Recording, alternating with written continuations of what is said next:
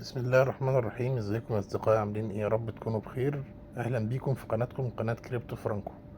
زي ما انتم شايفين كده، لسه المشروع ده لسه جديد، مشروع لوميرا. ده تطبيق تعدين جديد لعملة لوميرا، والتعدين بتاعها انت حضرتك هتعدن عملات مش نقاط. عدد العملات اللي هيبقى متاح كتوتال سبلاي 250 مليون عملة.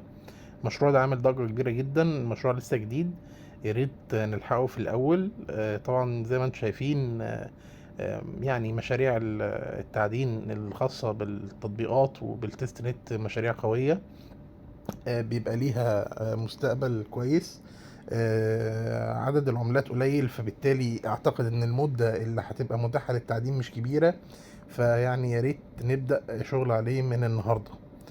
انا حبيت ان انا حتى اعمل الشرح بتاع التطبيق بسرعة علشان يعني كلنا نبدأ نستغل الفرصة دي من الاول كده على طول. طب يلا بينا ننتقل كده للتطبيق مع بعض. كده احنا فتحنا التطبيق زي ما انتم شايفين. انا حاولت ان انا اطلع واعمل ريجستر معاكم من الاول، لقيت ان الاوبشن ده مش موجود هنا. في اهو لوج اوت، تمام. طيب انا دلوقتي كده، اول ما هتدوس على اللينك وتنزل التطبيق عندك، هيبقى هي دي الواجهه اللي هتقابلك اول ما تفتح التطبيق. هتلاقي في عندك كريت يور اكونت، هتدوس عليها.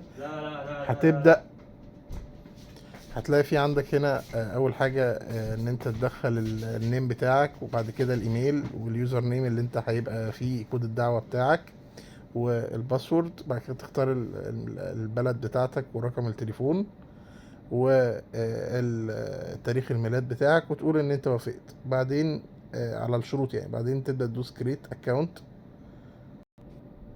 بعد كده هيبدأ يدخل معاك الحساب زي ما انتم شايفين كده. هتلاقي في عندك كلمة مايننج هي موجودة عندك زي ما انت شايف كده هنا فوق. كل المطلوب منك ان انت هتدوس على العلامة الخضراء اللي في النص، وتدوس على كلمة مايننج. هيقول لك باستخدام اد ولا من غير اد. طبعا لو استخدمت الاد هيكون سرعة التعدين اسرع شوية. وعندك كمان ان انت تقدر تعمل انفايت لاصدقائك. ده برضو بيبقى من الاسباب اللي بتزود سرعة التعدين بتاعتك. ده كده شرح بسيط سريع للتطبيق. زي ما انتم شايفين، توتال سبلاي 250 مليون عملة بس. ليها بلوك تشين خاص بيها، فبالتالي مشروع ان شاء الله يكون قوي جدا. يا ريت هسيب لكم لينك الاشتراك تحت في وصف الفيديو، وهسيب لكم كود الدعوة. برضو اي تفاصيل هتكونوا محتاجينها هتلاقيها موجودة على قناة التليجرام.